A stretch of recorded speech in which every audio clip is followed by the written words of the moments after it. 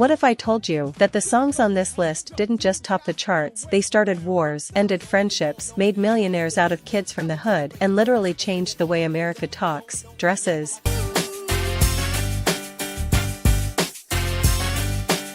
and moves? You already know some of these tracks, but I promise you, you do not know the full story. Stick with me till the last minutes, because by the time we hit number 1, your whole playlist is getting an upgrade. This is the golden hip-hop era. Let's get into it.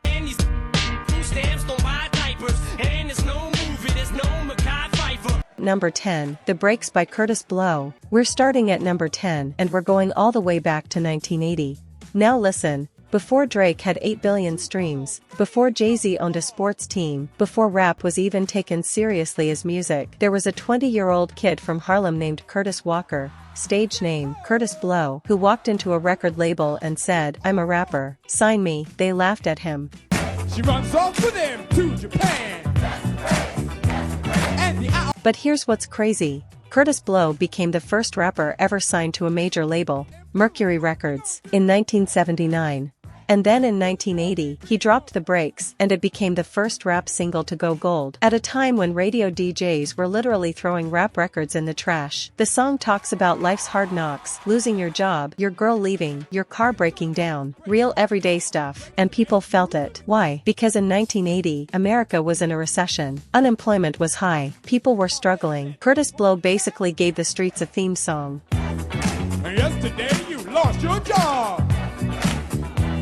Now here's the fun part. Kurtis Blow once said in an interview that he wrote parts of this song riding the New York subway. Just imagine, the song that launched an entire industry, written between subway stops in Harlem. And speaking of things breaking, fast forward to today, the whole music industry is breaking again trying to figure out AI-generated rap. Funny how history rhymes. Be so mean. And the guy ain't red, say what it said. Alright, The Breaks checks in at number 10, but trust me, we're just warming up. Number 9 is about a group that made their whole career out of beef, and the story behind their most famous track involves a borrowed beat, a borrowed rhyme, and one very angry phone call. You claim the cat. My bell sends you a whopping. Number 9, Rapper's Delight by the Sugarhill Gang, 1979.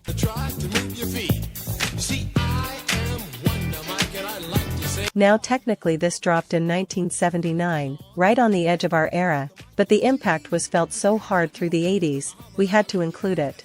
Rapper's Delight by the Sugarhill Gang was the first rap song most of America ever heard. It hit top 40. It charted in countries that didn't even speak English. A rap song. In 1979. That's insane.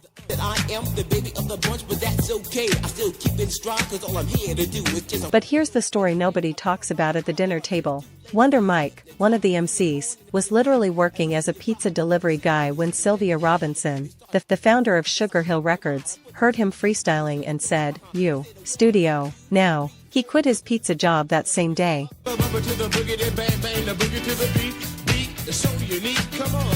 Grandmaster Kaz, one of the most respected DJs in New York at the time, claims that Big Bank Hank, another member of the group, used lines directly from Kaz's personal rhyme book, without permission, without credit, without payment, and Grandmaster Kaz never got a dime.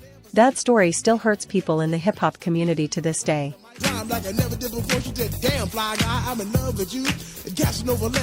And honestly, with everything going on right now about artists fighting streaming platforms and AI stealing their voices, the conversation about who owns what in music has never been more relevant.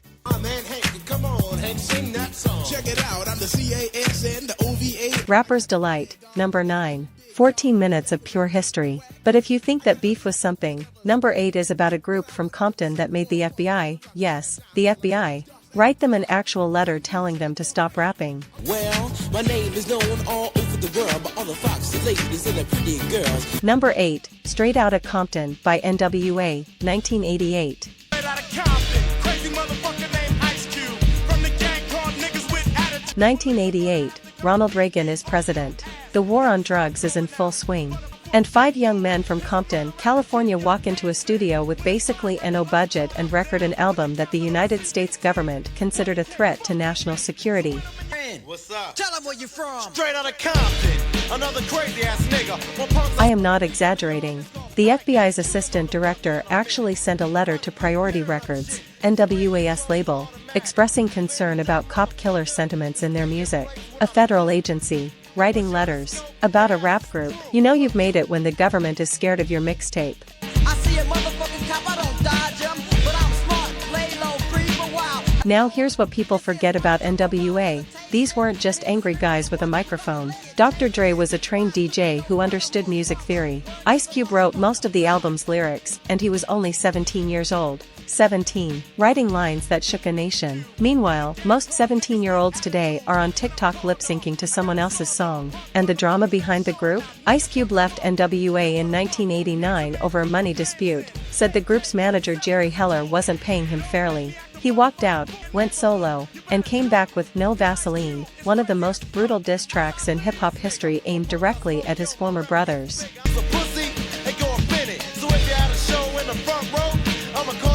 Eazy-E, God rest his soul, passed away in 1995 from AIDS complications. He announced his diagnosis and was gone within weeks. He was 30 years old. Dr. Dre said in interviews it was one of the most devastating moments of his life. Today, Compton still produces legends. Kendrick Lamar, who just headlined the Super Bowl halftime show in 2025, is from Compton. The city that gave us N.W.A. gave us a Pulitzer Prize winner too. Full circle.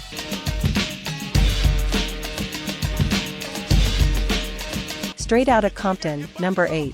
Now number 7 is a love story, but not the kind you think. It's about a man, a woman, and a sample so good, it got them both sued.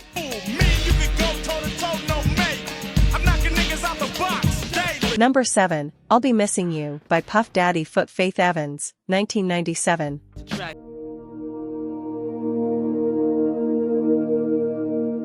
97, June 2nd. Puff Daddy, now known as Diddy, releases I'll Be Missing You as a tribute to his best friend and artist, the Notorious B.I.G., who had been shot and killed just months earlier in March 1997.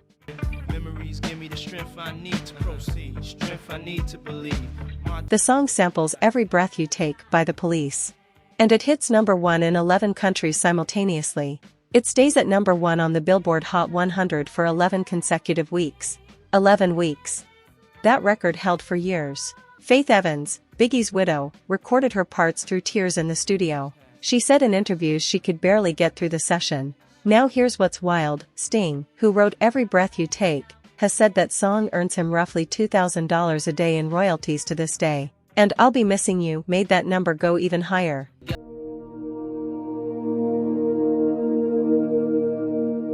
Sting has publicly said it's his most profitable song, and he didn't even write it as a love song. He wrote it as a stalker song. Dark, right? And the timing of this entry? In 2024 and 2025, Diddy himself became one of the most talked about legal cases in entertainment history. The man who made a tribute song that made the world cry is now making headlines for very different reasons. History is complicated, y'all, but we honor the music, and this music was real.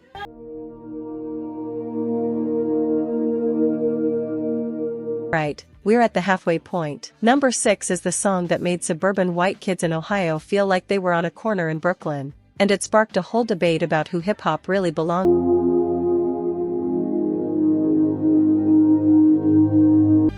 Number 6, Gangsta's Paradise by Coolio Foot LV, 1995.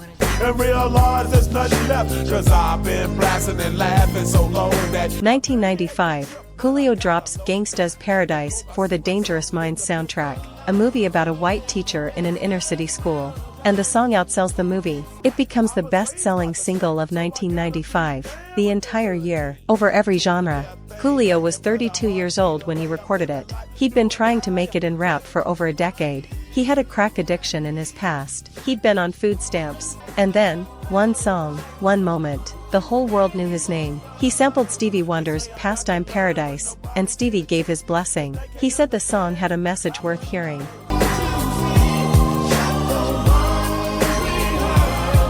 But here's the drama, Weird Al Yankovic wanted to parody the song as Amish Paradise. Coolio said no. Weird Al did it anyway. Coolio was furious for years. It became one of the most famous feuds in music history. They eventually made peace before Coolio passed away in 2022, and Weird Al said publicly that not getting Coolio's blessing was one of his biggest regrets. A gangsta rapper and the accordion king, making peace before the end. That's beautiful, honestly. Can I say I'm 23 now, but will I live to see 24 the way things are? Gangsta's Paradise, number 6. Now number 5, this one is personal for a lot of people. It's the song that made hip-hop go pop, made a producer a superstar, and introduced us to a man who would later become the most Googled person on the planet for a whole week straight.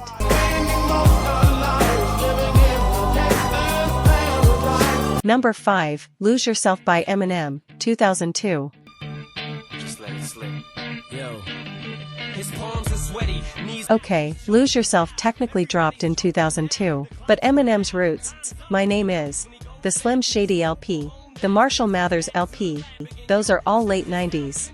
Life is boring, but superstardom's close to postmortem. It only grows harder. So we're talking about the man whose 90s run built the foundation, Marshall Mathers, a white kid from Detroit, raised in poverty, moved so many times as a child he attended 4 different schools in 1 year. His mom was battling addiction. He failed 9th grade 3 times, and he became the best-selling rapper of all time.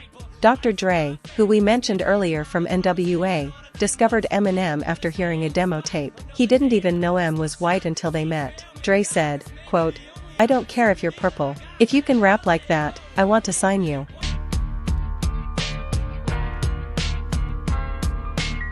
Eminem's 90s albums are studied in universities today, for real. Literary professors have written papers on his rhyme schemes. And still till date.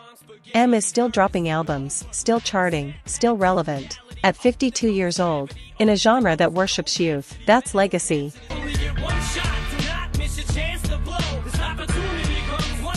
And here's the thing about Eminem's 90s run that still blows people's minds. Every single album he dropped in that era was produced almost entirely by Dr. Dre. The same Dr. Dre from N.W.A. The same Dr. Dre who just made California Love with Tupac. The man had his fingerprints on the sound of an entire decade, East Coast, West Coast, black, white. Dre didn't see color in the booth. He just heard talent.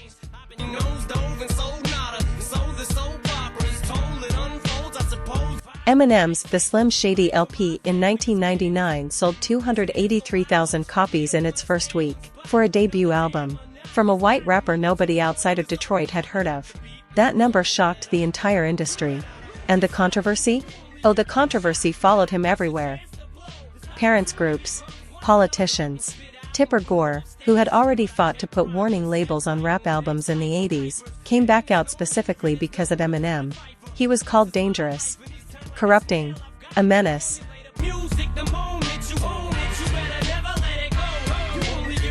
He won 4 Grammy Awards at the 2001 ceremony.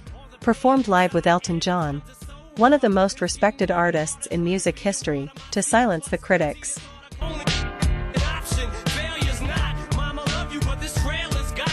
Elton John, a gay icon, standing next to the rapper everyone said was homophobic, making a statement that art is bigger than outrage. The crowd didn't know what to do. History did. The kid from Detroit who turned pain into platinum and made the whole world uncomfortable enough to pay attention. Now number 4 is about a group that didn't just make music, they made the government nervous.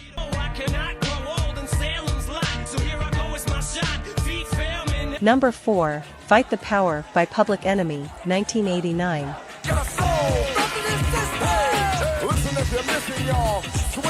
1989, Chuck D and Flavor Flav, Public Enemy, release Fight the Power for Spike Lee's Do the Right Thing soundtrack. And it changes American culture forever. The song directly name-drops Elvis Presley and John Wayne, calling them out as icons who didn't represent Black America. On a major record label. In 1989, that took courage. Radio stations refused to play it. Executives panicked. The people loved it. Chuck D famously said rap music is the black CNN, meaning it reports on things the mainstream news won't touch.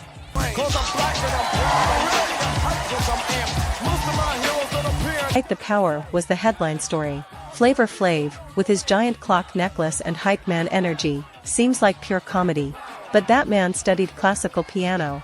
He plays multiple instruments. The clown act? Strategic.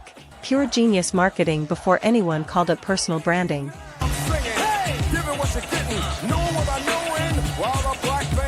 Today, Fight the Power is played at protests, at marches, in films. Every generation rediscovers it when the country gets tense. And in America right now, with everything happening politically and socially, this song sounds like it was written last week.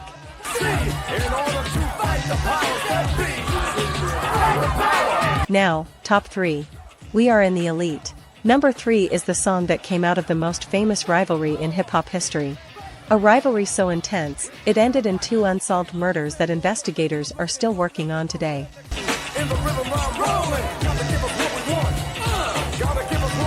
Number 3, California Love by Tupac ft Dr. Dre, 1995.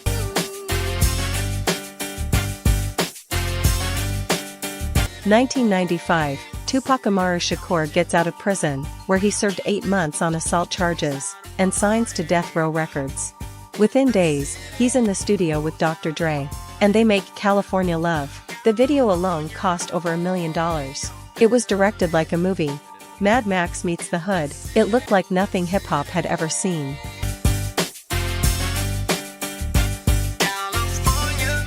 See, when Tupac came out of prison, everybody expected him to come out angry, bitter, dark.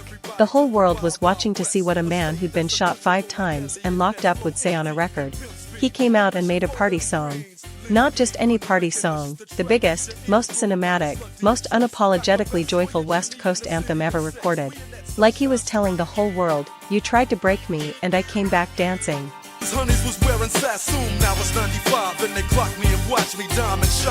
Now the beat itself is a masterpiece. Dr. Dre built it around a Roger Troutman sample, specifically, So Rough, So Tough, from 1981. Roger Troutman was a funk legend from Dayton, Ohio who played the talk box, that vocoder effect you hear throughout California Love. That iconic robotic singing voice? That's Roger Troutman live in the studio adding his signature sound to a hip-hop record. 2 completely different generations of black music shaking hands on one track. And Dre's production, the synthesizers, the drum programming, the low end, it sounded like the California sun itself had a heartbeat. People in New York heard this record and said they could feel the West Coast through their speakers. The video was directed by Hype Williams, who by 1995 was already becoming the most visionary director in hip-hop. But California Love was his biggest budget yet.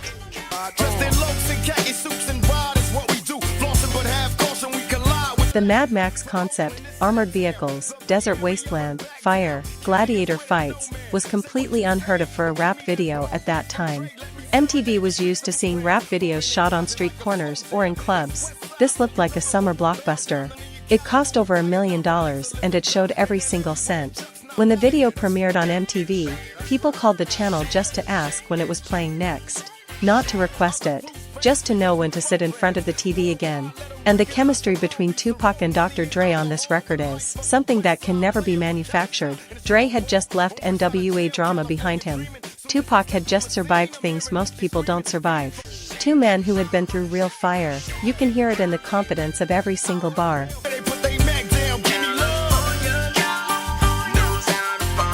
The song debuted at number 1 on the Billboard Hot 100. First week, no build-up, straight to the top. Because the streets had been waiting for this record the whole time Tupac was locked up.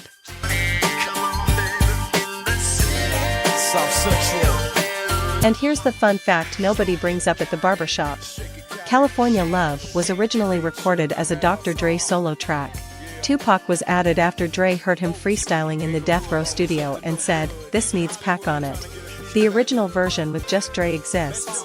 But the moment Tupac's voice hit that track, it became something else entirely. Something permanent. California Love.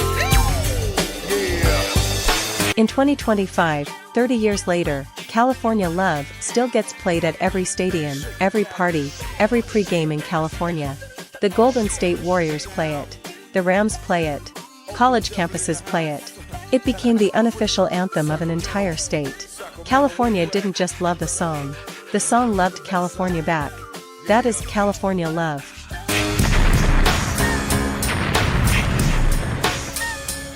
Now, Tupac was complicated. His mother Afeni Shakur was a Black Panther activist. He studied ballet, acting, and poetry at the Baltimore School for the Arts. Yes, ballet. This man who the world saw as the hardest rapper alive had formal arts training. He wrote poetry. He wrote screenplays. He wrote letters to strangers who wrote him in prison. And then on September 7, 1996, after attending the Mike Tyson vs. Bruce Seldon fight in Las Vegas, he was shot 4 times in a drive-by. He died 6 days later. He was 25 years old. The case remains officially unsolved. Biggie died 6 months later. Also unsolved, 2 of the greatest to ever do it, gone before 30, and hip-hop has never fully healed from it. Artists still reference them in lyrics every single year.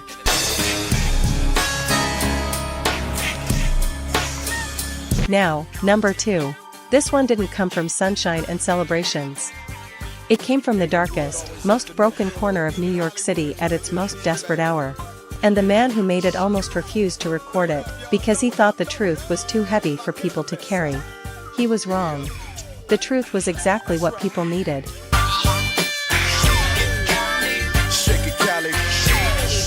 Number 2. The Message by Grandmaster Flash and the Furious 5, 1982.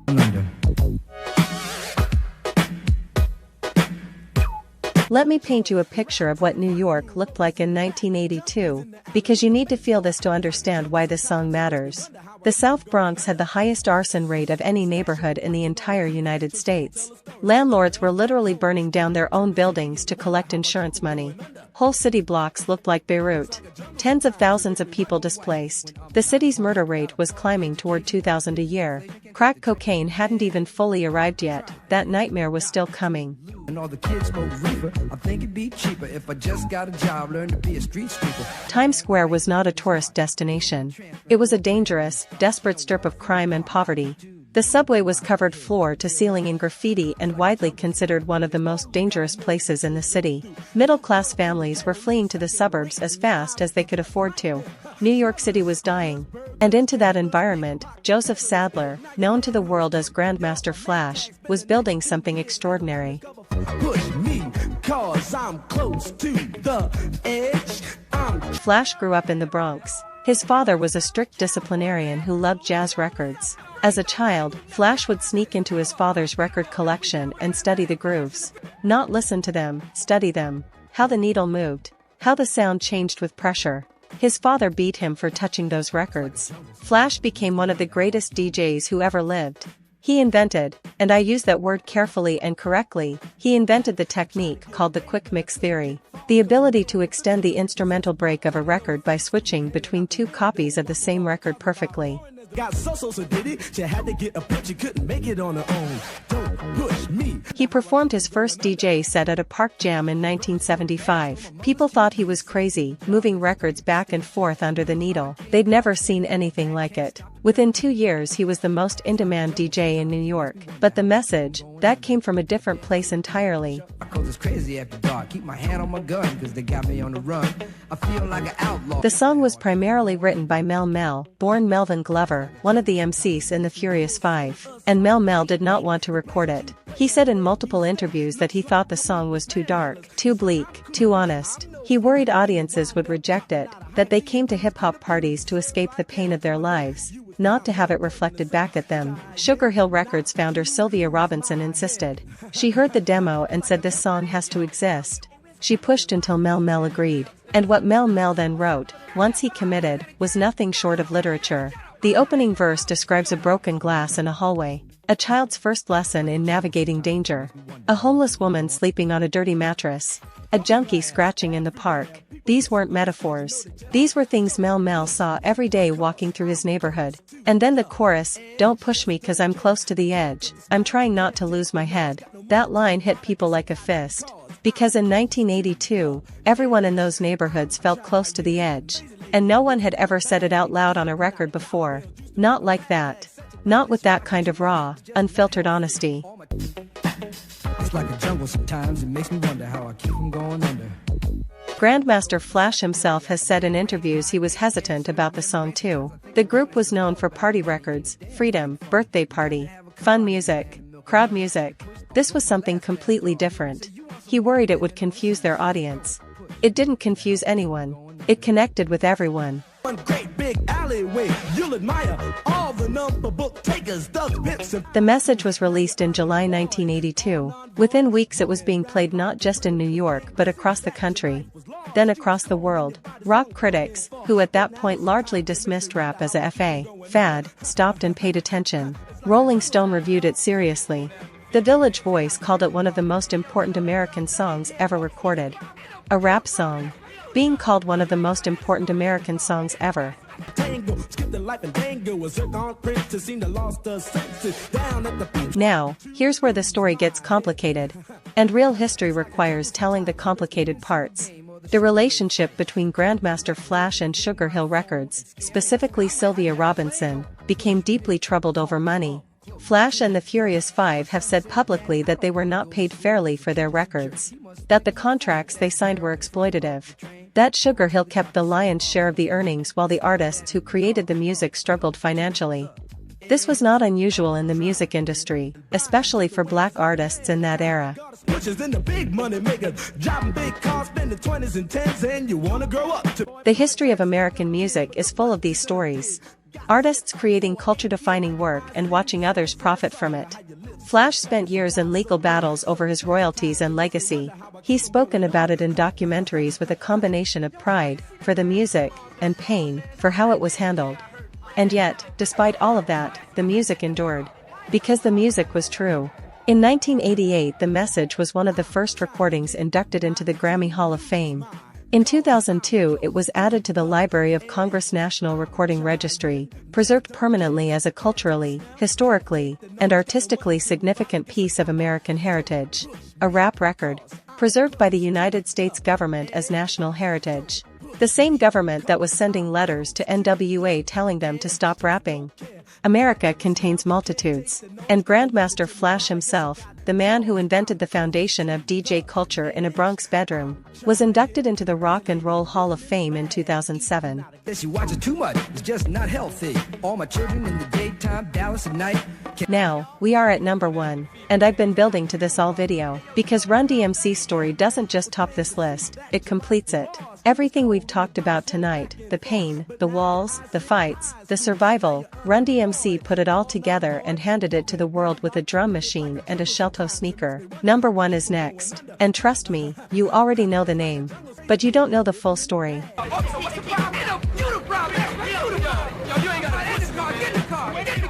Number 1, It's Like That / Sucker MCs by Run-DMC, 1983, plus Walk This Way, 1986.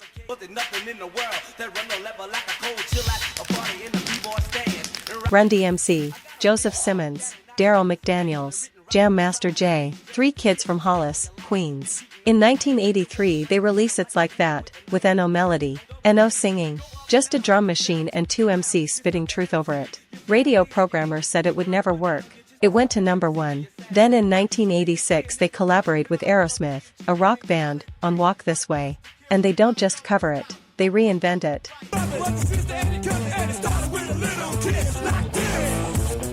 They break down the wall between rock and rap on camera, literally. In the music video, Aerosmith on one side, Run-DMC on the other, and they smash through it together. That moment? It's the moment hip-hop went mainstream forever. No going back.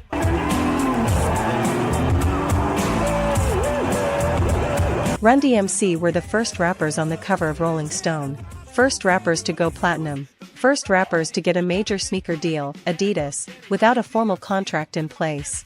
They performed My Adidas at Madison Square Garden, held their sneakers up to the crowd, and 30,000 people held up their Adidas. An Adidas executive in the audience signed them the next day for $1.6 million. Jam Master Jay, the DJ, was shot and killed in his recording studio in Queens in 2002. For 20 years the case was unsolved. Then in 2023 and 2024, 2 suspects were finally arrested and charged. The trial is ongoing. Justice, slow as it is moving. And DMC, Daryl McDaniels, has spoken openly about being adopted, battling depression, and nearly quitting music in the 90s. He said the only thing that saved him was hearing a Sarah McLachlan song on the radio.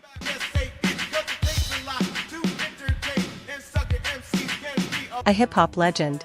saved by a Canadian folk singer. That's the beauty of music. Run-DMC, #1 on the golden hip-hop era. That is the list. That is the story. That is the truth.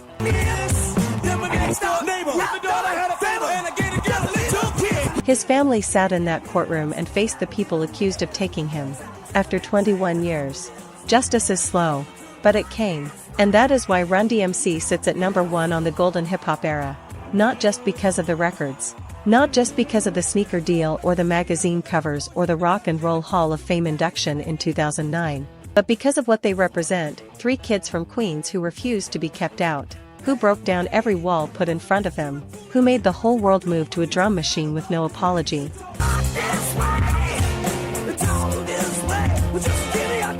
From 1983 to right now in 2025, their influence is in every rapper you love.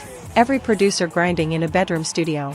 Every kid who put on a shell-toe Adidas and felt like they belonged to something bigger than their neighborhood. Run-DMC didn't just make music, they made a culture. And that is #1.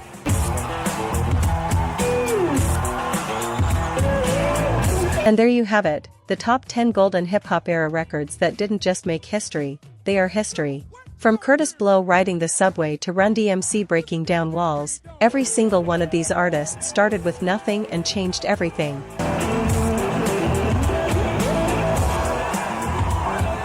If this video hit different, like, subscribe, and drop in the comments which song on this list means the most to you, because the golden hip-hop era never died, it just needed a channel worthy of it. I'll see you in the next one. High school dance, so we see who's ready to pay. Buzz me, Sam,